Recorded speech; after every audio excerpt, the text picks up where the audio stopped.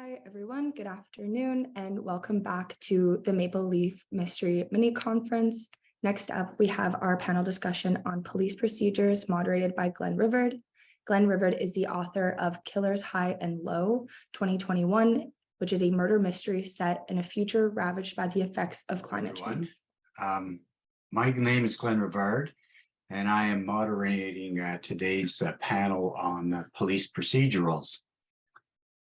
Today we have with us three excellent Canadian writers of police procedurals who will discuss, amongst other things, what makes murder mystery a police procedural. Michael Kent is the author of the Lieutenant Beaudry mystery novels, which in the words of the Ottawa Review of Books is a stylistic amalgam of Mickey Spillane, Robert Craig, and Robert B. Parker. The series provides a cracking good read that does not disappoint. Michael's colorful and fast-paced novels are set in Montreal, where he lives and which he showcases very effectively. His fiction is tinged with humor and features strong character development. Michael pays close attention to police procedures, even when Lieutenant Beaudry is doing his best to ignore the rules. Our second guest is Brenda Chapman. Brenda has over 20 published novels, all but one in the crime fiction genre. In addition to short stories and standalone, she has written the Stone Child and Rouleau police procedural series, the Anna Sweet mystery novellas for adult literacy, which I think is a very interesting concept, and the Jennifer Bannon mysteries for middle grade. Blind Date, a Hunter and Tate mystery is the first in a new police procedural amateur sleuth series set in Ottawa, where Brenda makes her home. Her work has been shortlisted for several awards, including 4 Crime Writers of Canada Awards of Excellence. Our third contributor today is Jim Napier. Jim is a professional crime fiction reviewer and novelist based in Quebec. Since 2005, his book reviews and author interviews have been featured in several Canadian newspapers and on multiple websites.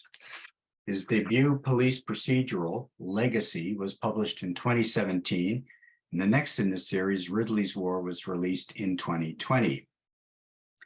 Thanks to all of you for agreeing to provide us with some insights gleaned from your extensive experiences writing in this genre. So we have a number of questions that our authors will comment on, after which we hope to have some time for questions from the audience. So the first of these is, what does a police procedural mean to you as an author? What makes a murder mystery a police procedural? And Michael, can I ask you to take the lead on this question? Thank you, Glenn. Basically, my protagonist is a lieutenant detective in a homicide. So he has to have some kind of link with procedures. In other words, if there's a murder, there's a murder book. He uses our equivalent in Montreal of CSI for the lab work and things like that. In French, it's identification judiciaire, so it's forensic identification service. So there's a character that he works with, which is the equivalent of CSI guy, the lab guy. And his boss was a captain. I get caught by that by a reader. So they changed that a couple of years ago. So it's now a chief inspector instead of a captain. So I just changed it from then on. So you can't get away with much police procedures. People who read mysteries, look at that, whether it's the type of guns they're using or something like that. You really have to be on top of the technical stuff. So my protagonist is based on René Duperron. He was a tough beat cop in the late 50s, early 60s, fast on the trigger, and not too great on following procedures, but he always got his men. So the bad guy always wound up with the handcuffs. So it's the same thing with my protagonist. So like Glenn mentioned, that he tries and forget some of the police procedures, but when you write, you can't. So my novels are sort of half and half. They're sitting on the fence between hard-boiled and police procedure. So I'm not the expert on police procedures. I did go to the Wisconsin Police School to study some stuff. That was interesting, but there's so much to do. You know, the legal aspects. If there's any gunplay, he winds up talking to internal affairs, which he calls infernal affairs, but it's internal affairs. His weapons are confiscated by provincial police in Quebec. So that's all part of procedures.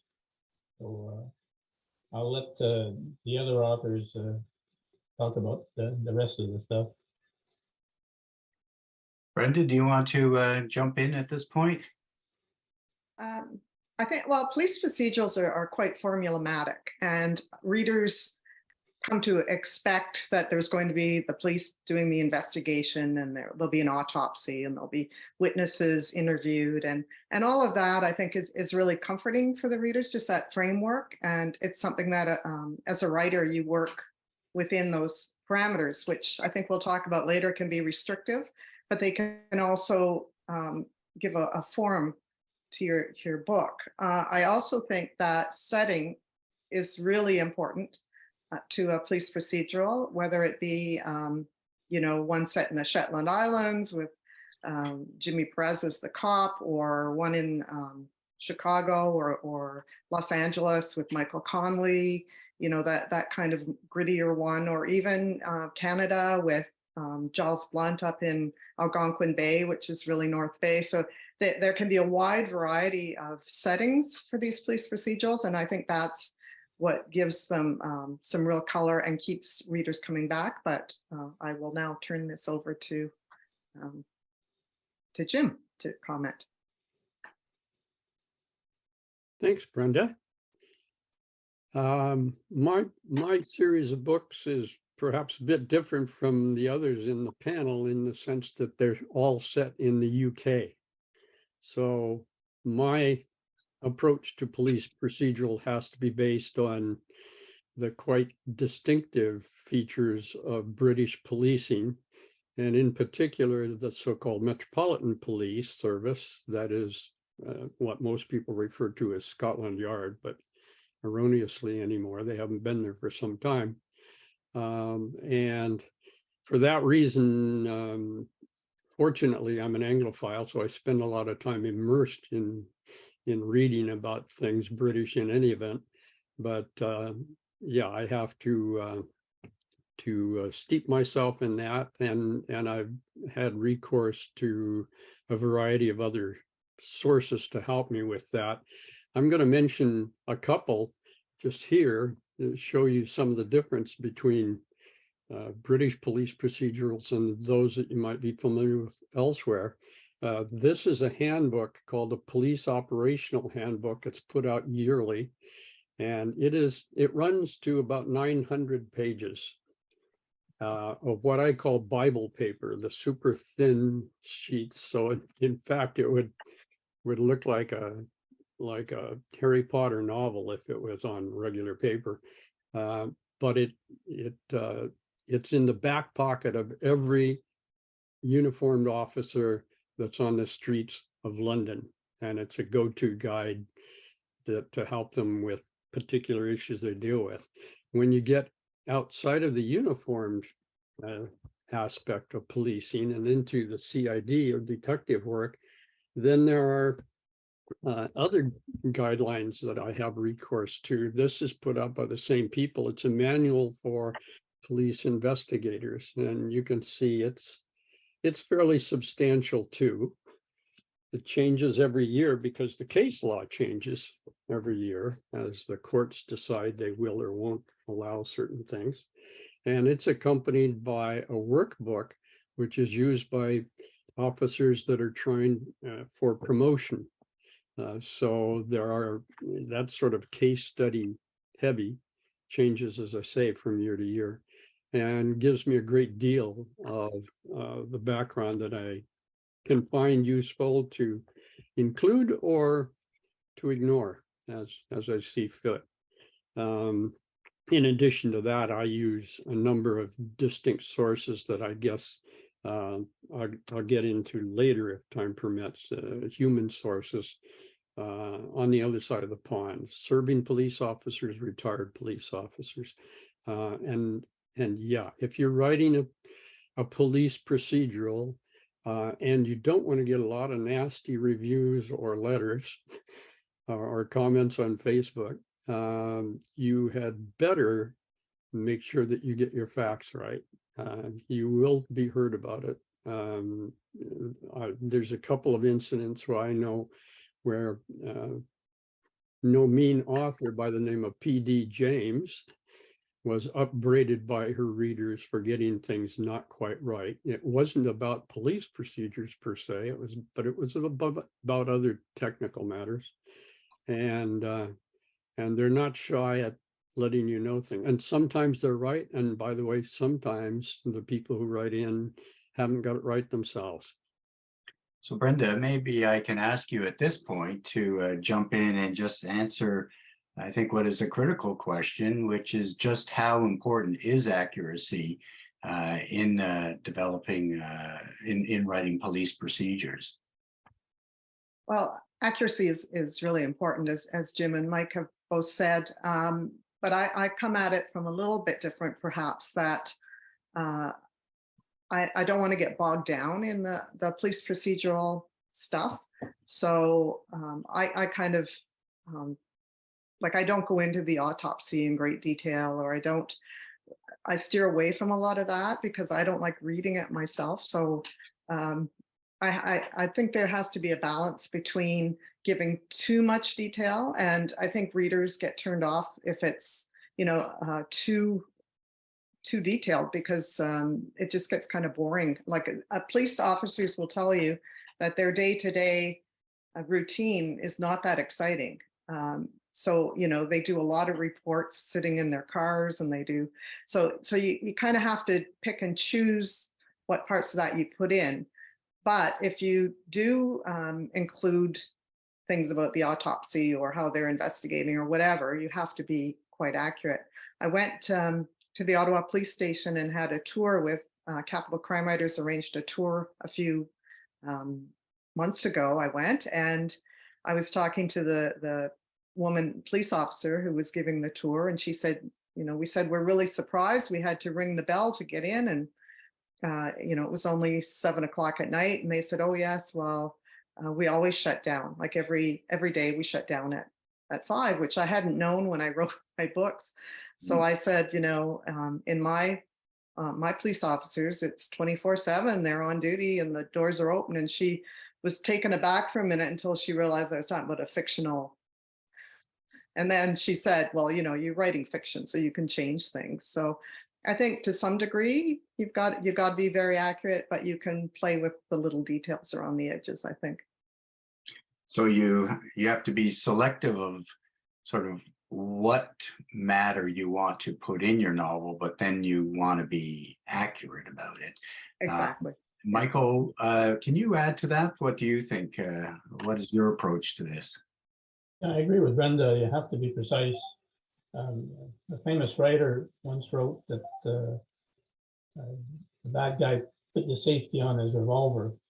There's no safety on a revolver, so we have a problem there. You get blasted for that.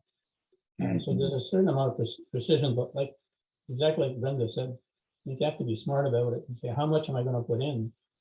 In my novels, he works a lot with CSI guy, forensic identification. So exactly like Brenda said, we don't go through the autopsy, but they'll go to him to get the answers.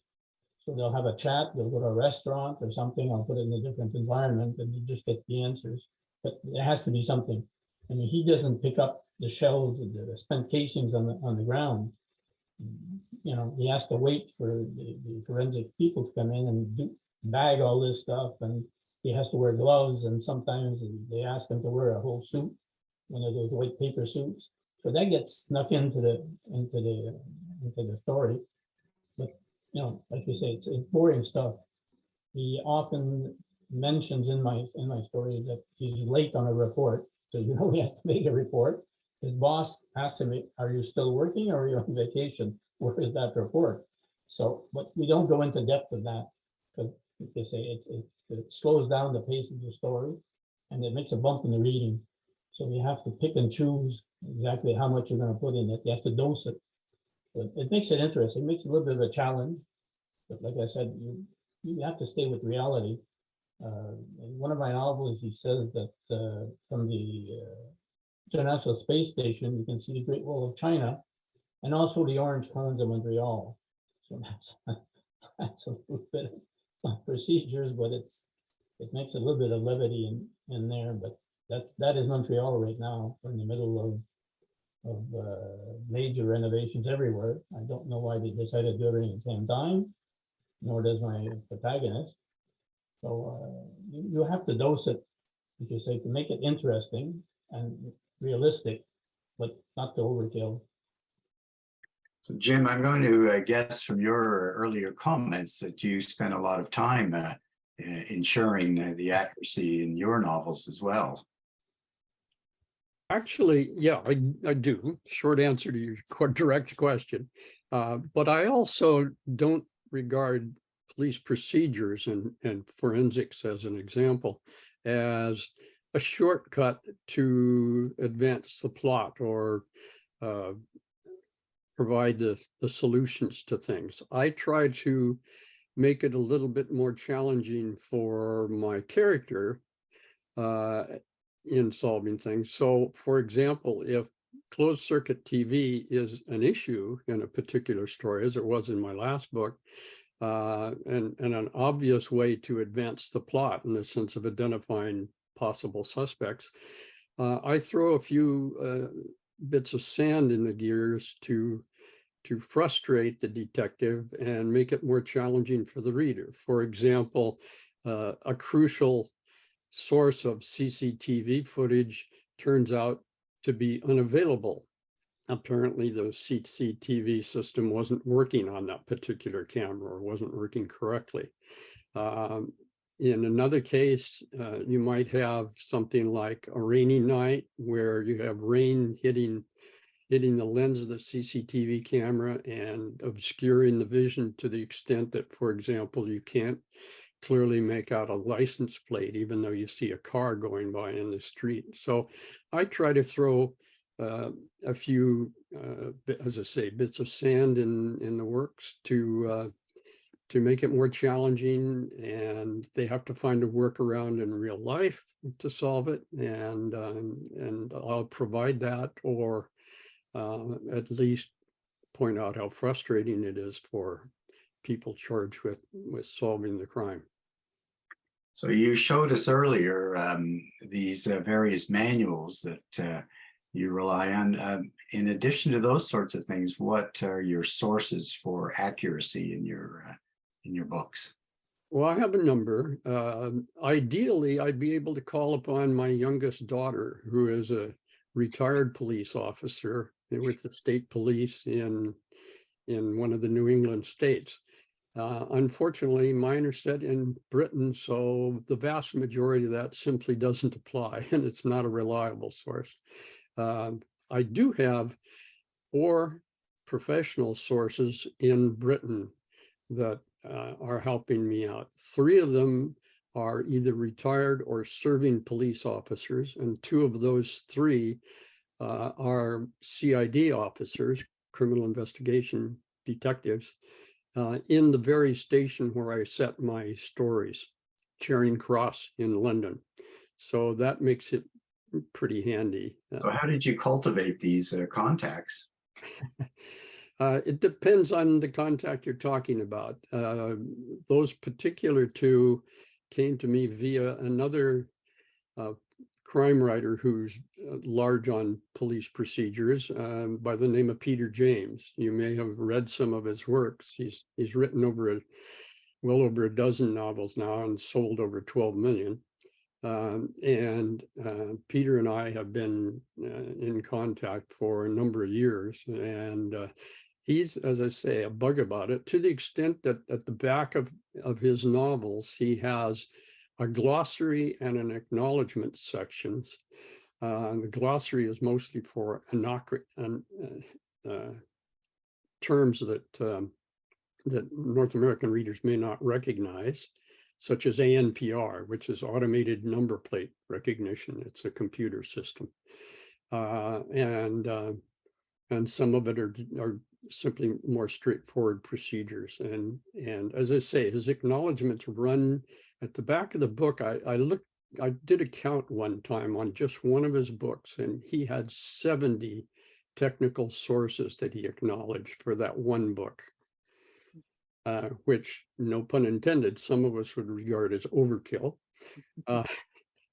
But as I say, Peter and I have been friends for some time, and I indicated that I had questions about the particular station where my story was set, and he put me in contact with a detective sergeant and his detective inspector that he answered to, both still functioning at Charing Cross.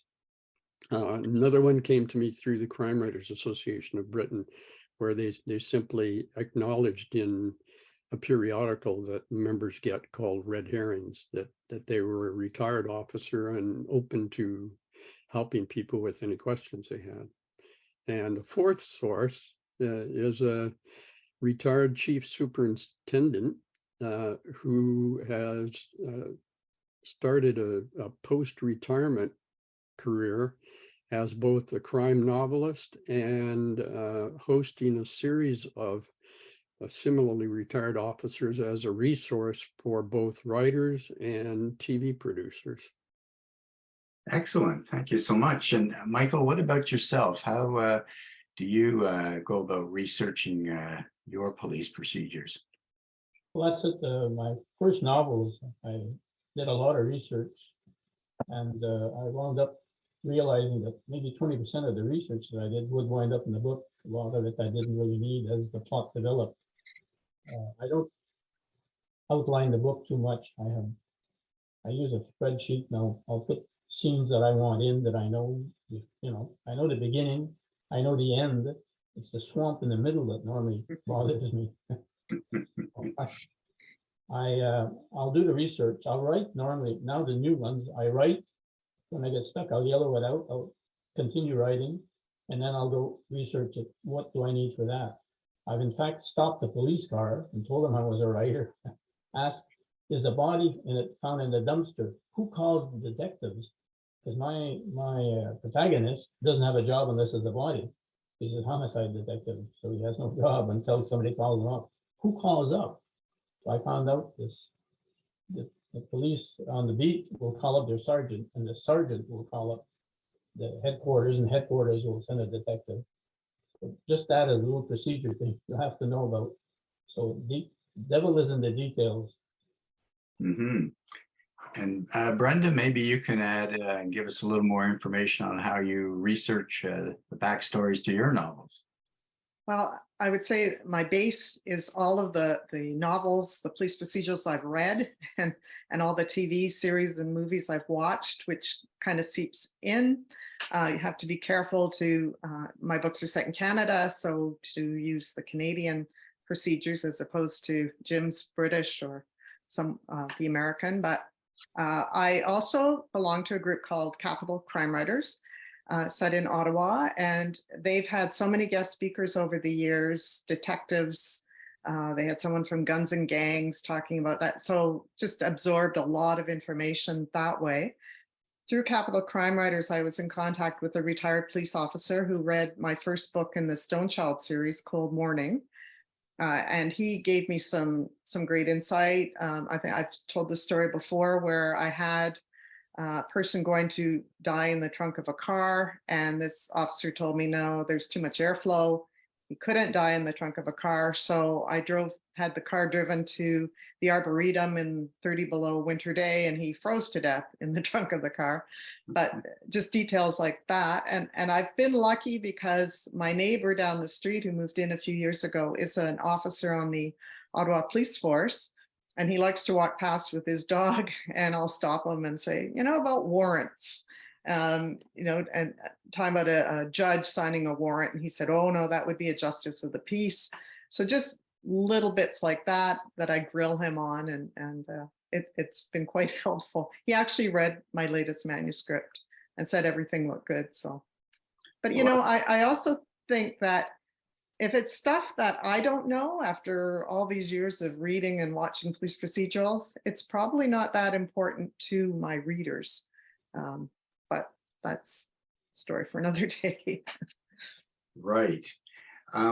So police procedurals is a genre of mystery writing, murder mysteries. And I guess that sort of raises a question for all of us, which is what attracts readers to this type of genre? And maybe Brenda, I can just ask you to continue talking and give us your take on that issue. I really think what attracts me the most is the relationships between the police, to have a really strong police protagonist. And I love tracking their lives throughout a series of books. They're normally kind of flawed. They normally have some issues. But at the heart of it is just this humanity and the searching for the truth and trying to right the wrongs, to seek out the evil and make the world right again. And I think all of that is what I enjoy the most, and I think readers enjoy. Plus the setting, I think, involving that, you know, kind of noirish setting in the police procedurals, because they're a little grittier than cozies normally. That's all part of the charm. So despite the fact it's a particular genre of mystery, police procedurals, the fundamentals remain the same. You need good characters and a driven plot, and as you said, I'd say so, yes. setting that appeals to people. So is that where you put most of your energy then when writing? Yeah, well, I put a lot of energy into the crime and the plot and you know, that whole investigation part, but the characters to me are vitally important in developing my books. Okay. Jim, perhaps you can add on to that.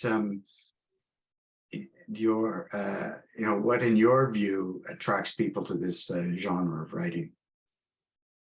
I think different people come at it with different points of view. Some people are very interested, even to the point of obsession, with forensic details, and other people find that less appealing to read. Coming back to Brenda's and Michael's point about not being too gritty. I read one that was written a few years ago by an ex-prosecutor living in Britain, who, because he was a prosecutor and was immersed in all the details of his cases, gave so much information, and it was fairly disturbing information about the crimes. And I plowed on because I was reviewing the book, but I did say it wouldn't appeal to everybody, and it certainly didn't appeal to me. But you need enough detail in there to make it plausible. And as Brenda said, it's not necessarily about the nuts and bolts minutia of forensic investigation. It's not necessarily about fingerprints or blood types or the results of an autopsy. It's also about, as she said, the relationship between the characters. And you may have someone in there who's not a good fit within the team. Somebody that wants too much glory for themselves, or somebody that doesn't carry their own weight in terms of the investigation. And that kind of relational element can carry the story for a fair amount. You don't want people that, as I agree again with Brenda, you don't want people bogged down in, well, they did this and then the next day they did that, and it becomes a catalog, almost a handbook for investigators. I try to keep it to a minimum, and I try to even frustrate the characters by throwing in a curveball that they have difficulty dealing with. Great, thank you. And Michael, do you have anything to add, given that one of the hallmarks of your character is that he tends to like to bend some of the rules, if I can describe it that way. And how does that work out? Well, that's one of the points I think Brenda brought up. Procedures are okay, but I think you have to make the protagonist lovable or hateable, one or the other. You love to hate him or you love him. I'm reading a series, so I'm up to novel 8 right now. And everybody says they like the protagonist, you know, is he gonna marry the girlfriend? What's happening? He's got a girlfriend who's a wild Irish girl, and her temperament goes with her red hair. So she's sometimes a bit tough on him. That's it. You look at Janet Ivanovich, she's a very good writer. She's written, I don't know how many books, she's at 30, 40 books now. And to be polite about it, some of her plots are dishwater tin, but everybody loves the books because the characters really jump off the page. You can't help but, you know, appreciate grandma with a Colt 45 in her purse. So it's the characters really, especially in a series. A standalone, you can get a bit different, but a series, they have to fall in love with the protag. So the hero has to sound like a hero, and it has to have the problems, and he has to have problems with his cat, his dog, his girlfriend, the police chief is after him for something. Internal affair has sent them a request to appear. So there's always something going on. And I think that's part and parcel of, it is part of police procedures, because there's hierarchy of the police force and all this stuff. But the main part of a good book is a good protagonist and somebody who's interesting. The readers fall in love with the person. I've got readers that are, you know, texting me saying, is he going to marry her? What's happening? There was a fight in chapter 24. Are they getting back together? So you can see that they like the character, and I think that's important in any novel, but it's more important in the series. So just expanding on that a little bit, do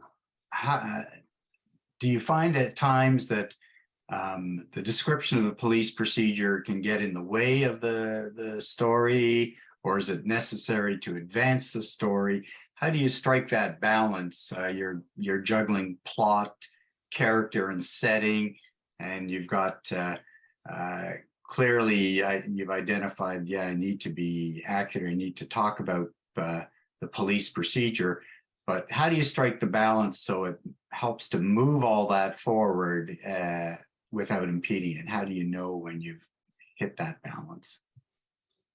Well, sometimes you'll use a red herring or something, and I call it the procedures.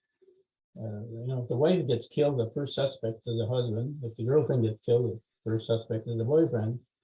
So in one of my novels, my detective, Lieutenant Brody's already decided that #1 prime suspect is this guy, it's the boyfriend. And he goes and interviews and still has doubts. And a couple of chapters later, and the FIS, forensic people, call him up and say, no, this is impossible to be him. all this theory falls apart. And so you can use procedures and other instances that change the whole story around. So you use you know, red herrings here and there, or he thinks is this, but it's not that. You lead your readers astray a little bit, and that's the fun of writing a novel sometimes. The last novel I have, I shouldn't give you the spoiler, but anyhow, so the murderer, other people get the throat slit. So they obviously figure it's going to be a man who's, you know, stabbing the person, and it isn't. So I got around that because her dad was a butcher and she knows how to wield knives. It was actually a woman in that case. So you use red herrings and you use technicalities sometimes to change the flow of the art. So it makes it interesting by doing that. But it's a hard job sometimes, but you have to sneak one in. One thing I do, I write in the third person and from different points of view. So to get away from too much police procedural, I will have a character who's not a cop start telling some of the story from their point of view. So that sort of balances off, the police investigation with the character stories. Okay, and just expanding on that, how do you strike that balance? Like, or how do you know when you struck the right balance? I think the more you write and you kind of get a sense of it. And I find if I'm bored writing the police procedural, I think it's time to switch it up and get something else in here, because I'm just finding this, I don't want to write about it anymore. So, and then when you read it back, it's amazing sometimes how it flows in together and how it works. But I think you sort of have to read it from the perspective of a reader to say, is this getting kind of boring, or is this too much? Is it just background information, or do you find sometimes the discussion of police procedure actually advances the story?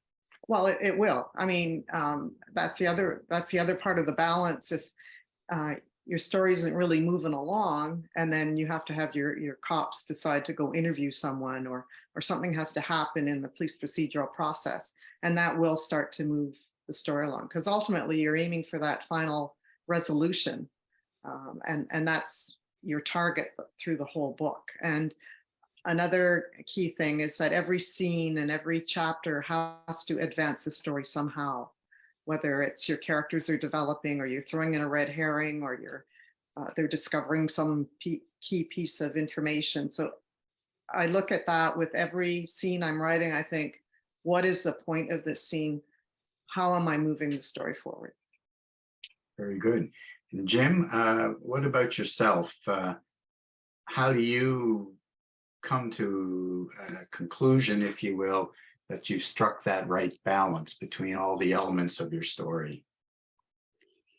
Well, on the spectrum of being a pantser or a plotter, I'm definitely a plotter. I map everything out before I start writing in earnest. And so my notes are pretty copious. And if I see a dead spot or a loose end or a dead end come along, I work on that before I start writing. That's not a method that appeals to everybody, I know, but it also heads off a lot of problems if you totally ignore that aspect of things. So for example, on the book I'm working on now, I'm to the point where I have snippets of dialogue about particular issues. Usually the dialogue is between two specific people in the investigation, maybe my protagonist, Colin McDermott, and a suspect or a witness or whatever. And I keep a list of these snippets, literally. So it says at the start of it, McDermott / for example, WQ, Willie Quinn, who's his sergeant. And they're all grouped that way alphabetically, so that when I have a scene involving McDermott and Quinn, I only need to go to that particular segment of my list and say, okay, which of these bits are relevant to this particular scene, and I can use them now, and which do I want to reserve for use later on. And that way I don't lose track of things. And all of the little bits that might pose lacunae or problems in moving the story along, or how do you get from A to B, a dead end in a plot, can be successfully avoided that way. So it's a question of planning. The short answer to your question, it's a question of planning it all out. At least that's my particular method. It seems to work well for me. Okay, very good. And I did want Brenda, if I can throw a quick question to you, and perhaps to Michael as well. How do you know when to end a series? I know because you've brought your series on Stonechild and Rouleau to an end. So how do you know when to bring an end to a good series?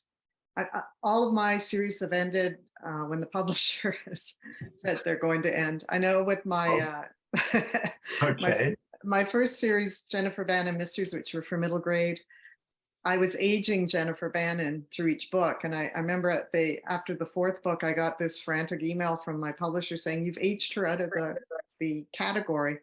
So that was sort of the end of that. With the Stonechild books, about the third book that I submitted and they accepted, they said, Brenda, how many do you plan to write in this series? And we'll give you a contract for that. And I said, 7. I just made up a number.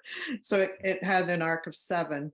And when it came to that point, I was ready to stop and try something new. So I didn't ask to write any more. I think I probably could have, but I was ready to move on. And the other one, the Anna Sweet novellas for adult literacy, I was contracted to do 2. And then every time I'd write one, she said, I have to see how this keeps going. And so it turned into 8. And then that was kind of that. So Okay, the power of the real world, eh? yeah. I see that we have some questions. Are we moving? You want to answer some of the questions from the audience? Hi, Glenn. We have some questions from the audience that I can read, and I guess it's going to be a popcorn style. Whoever wants to answer can jump in. And so the first question is, do you ever have to pay the police officers, detectives for the advice and information that they share with you, or do they just want acknowledgement in your books? I can answer that. The first police officer that read my book, who was a retired officer, then wanted me to pay him.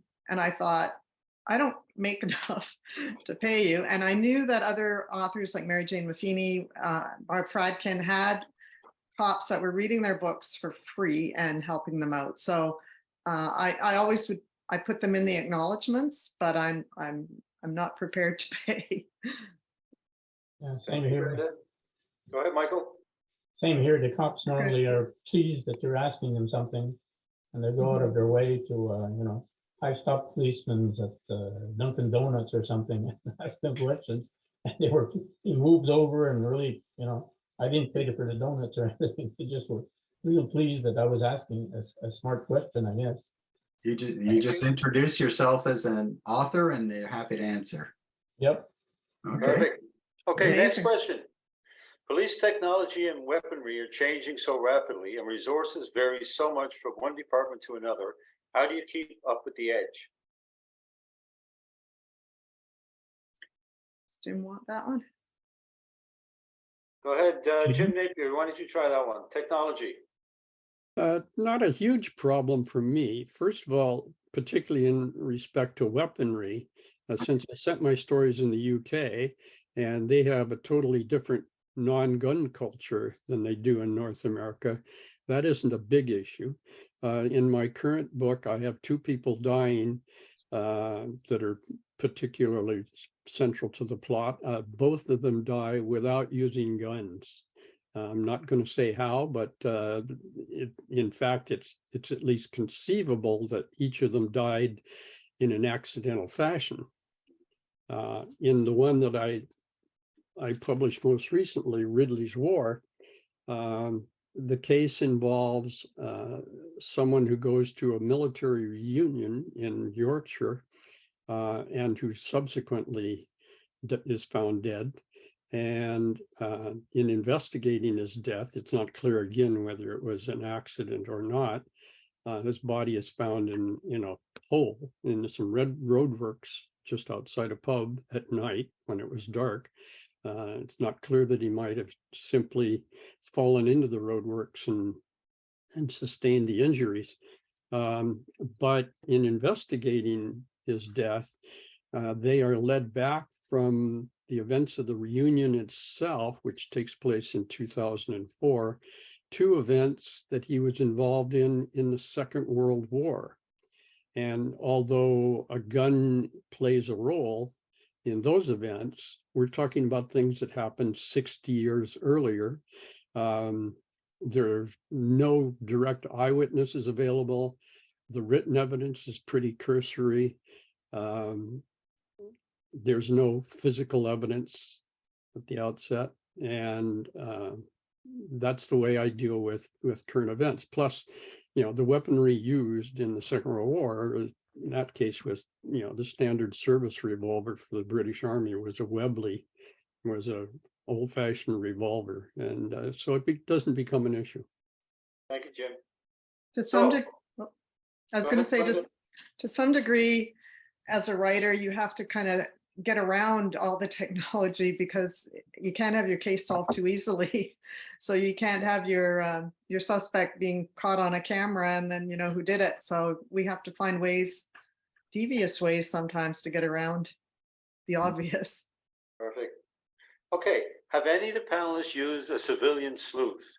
I've read that some retired folks are diving into cold cases to help out the police. Michael Kent, you? Not that I know of. I think the police don't want outside involvement.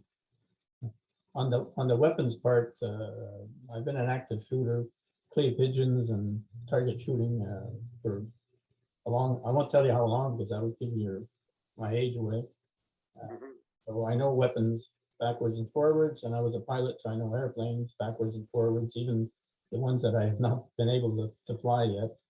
So those are two areas I don't worry about too much. I'll ask friends or something if there's. I have a friend who's a weapons collector, so he knows everything more than I do. So even going back to old guns. So that, in fact, I'm probably going to do a seminar on that. So we're right here. Perfect. We'll look forward to that. So I'm going to keep going. We have a question from Leslie Taylor, and this is one where you can help a new author. My book is a combination of cozy and police procedural. Not heavy on the police procedural, but I do involve forensic anthropologists and a CSI team. I don't detail the body or the murder. Is this realistic? I'd say yes. Yeah, agree with you. I think every police procedural or whatever has an audience, and no matter how you go at it. I was going to say that my latest series with Blind Date, I have a police. It's part police procedural but part amateur sleuth. So the same thing. I have a reporter who was let go from the paper, and she's doing a true crime podcast, and so she's also helping the police. So it can be any combination can work, I think. Okay, I'm going to go to another question. Would you consider it a compliment, or would you be horrified if a criminal used a procedural as a handbook for a crime? Jim, why don't you try that? That's an interesting one to toss to me because, like most people here, I suspect, I started as a fan of Agatha Christie. And Agatha Christie wrote a story in the 1920s, I believe, where somebody used a particular method, I won't go into detail, to dispatch a person. And a malcontent used that very method taken from her book to kill somebody in real life. In a delicious bit of irony that Alfred Hitchcock would have paid for, it was solved by a detective who happened to read the same story and figured out who did it. I like that. Okay, let's try one more question. Have you ever come across corrupt police officers in your work, and how do you deal with them in your stories? Brenda? No, I don't know any corrupt police officers. I Good. have inklings of it in the Stonechild book. One of my officers is kind of corrupt a little bit, but I haven't dealt with that too much in my books. Michael? No, the contrary. I have policewomen that did a spectacular job in catching kitty porn and things like that. So I wrote it up in the book saying that, thanks to her, she solved a whole bunch of crimes. So, I wouldn't know how to find a crooked policeman if such a thing exists. So last question. So your work sounds really serious, really detailed, serious work. Do you use humor? What kind of a role does humor play in your books if you use it? Jim, why don't you start with that one? Yeah, I think humor is important. You have the CID room where you have kind of gallows humor very often between the various detectives, and they use that to leaven the atmosphere. so that it's not a totally depressing situation in which to work. So yeah, it is, and that's tricky. Tricky in the sense that it can be even more challenging than writing a mystery or a crime fiction book to find a piece of humor that fits the situation and integrate it seamlessly into the story. And it might take the form of someone who botches some small aspect of a police investigation, and the other officers use that as an occasion to give them a bit of a dig, something like that. But yeah, humor definitely has a role to play. Brenda or Michael? Yeah, I agree. Yeah. I have my protagonist is a bit snarky in some of his responses, and he lives with a big cat has adopted him. I think the big Maine Coon cat that regularly gets into all kinds of mischief. So that puts a bit of levity. You know, if he's with his girlfriend and there's a chapter on the cat doing something wrong and this and that, you can think a bit on the next chapter. There's going to be some shooting, some action already. As I'm writing the book, Brenda was mentioning, you make sure that it moves forward, and if it doesn't, it has to change something. If I write a couple of chapters and I can't put a hook at the end of the chapter, there's something wrong with it. So it's too dull there. So I got to rewrite it. I normally start. It's not in the question, but anyhow, I normally start by rereading 3 or 4 chapters and then jumping back into the story. So that gives me a chance to see, is this thing flowing? So, and it has to. So. Thank you, Michael. And thank you to the panel. I'm going to turn it over to Glenn to close off. Thank you very much. And thanks to our authors. We are pretty much out of time, but I do want to thank Brenda, Jim, and Michael for your insights. And I hope very much, I'm sure that the audience has found a lot of useful information. And we really appreciate you providing your time and your knowledge and your insights and sharing that with us. Thank you.